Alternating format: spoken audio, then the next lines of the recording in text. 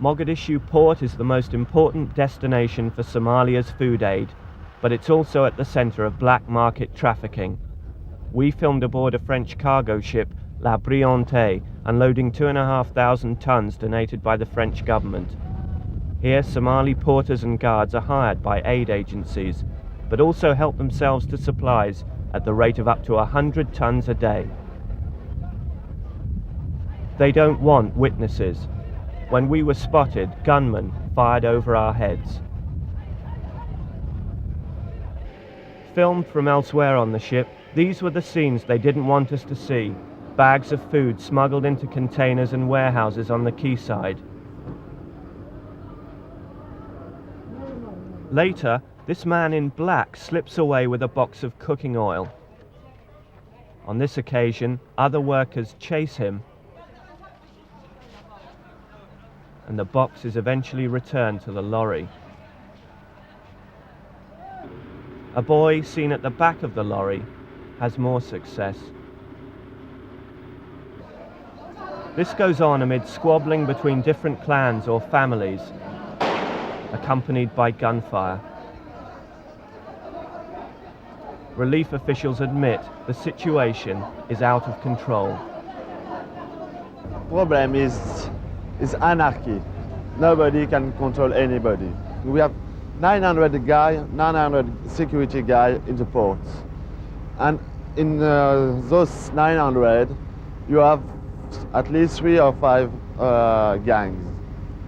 That's me. And in those gangs, you have many families and many problems between each other. Lorries leaving the port are frequently held up at gunpoint and robbed. One truck from this convoy was picked clean at this junction within a mile of the harbour.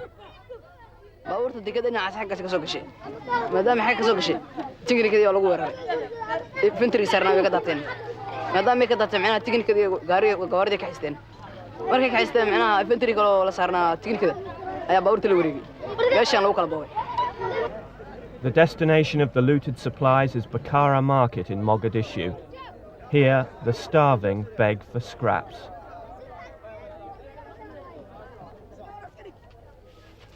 Aid made possible by donations in the West ends up available only to those with money. This merchant admitted selling stolen food. The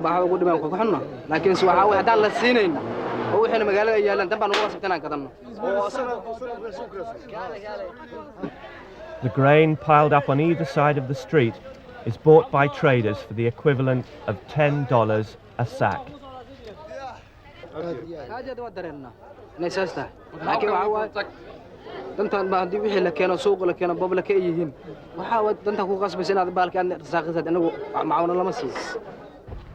The task of keeping food aid out of the black market has fallen to the United Nations.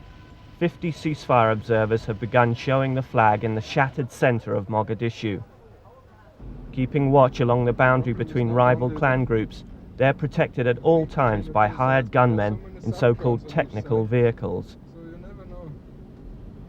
As they talk to locals at a checkpoint, sacks of looted food are wheeled past.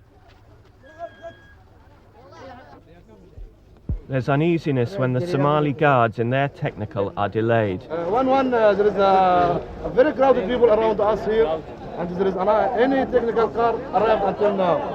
And here is very crowded people.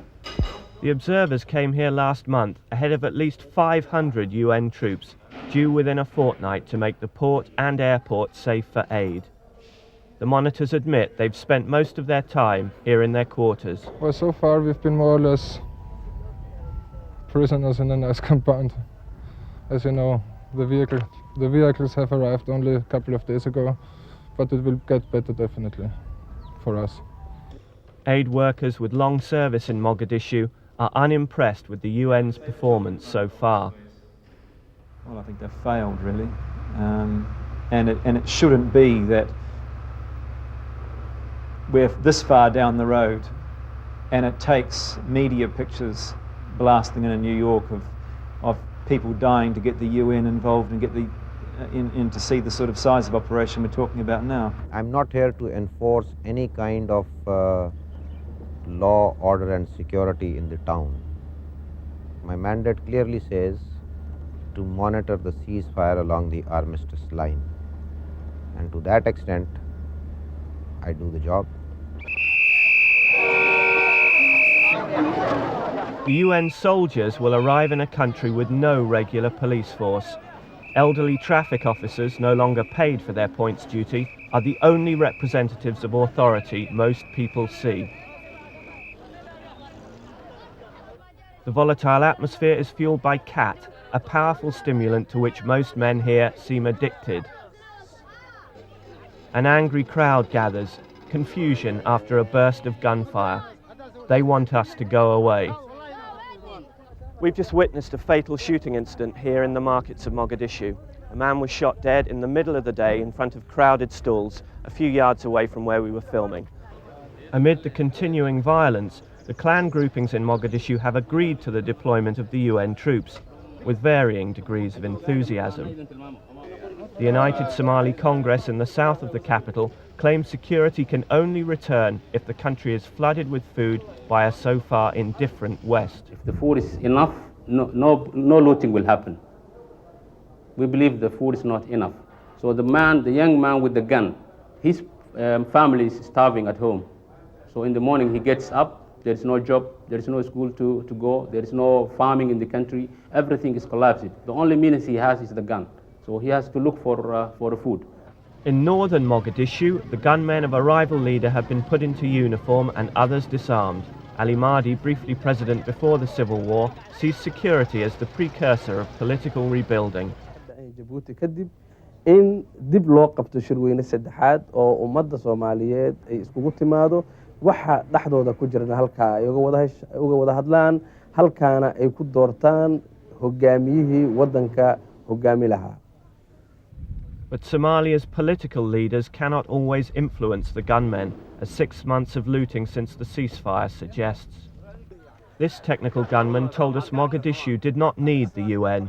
The United Somali Congress has enough force to take care of the situation, he said. In this city, where the hired guards at the port are also the looters, who's to say the gunmen now paid to protect the UN won't become their enemy? Steve Smith, ITN, Somalia.